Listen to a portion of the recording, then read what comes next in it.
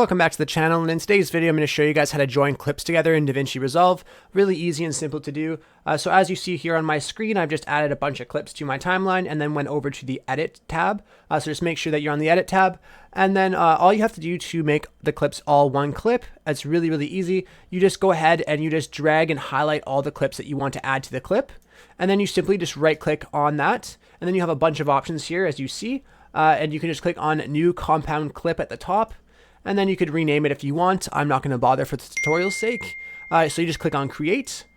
And then as you see, it is now all one clip, and it makes it a lot more neat on your timeline. I really hope I was able to help you guys out with this video. If I was helpful, be sure to leave a like and subscribe for more tutorials. Thanks for watching.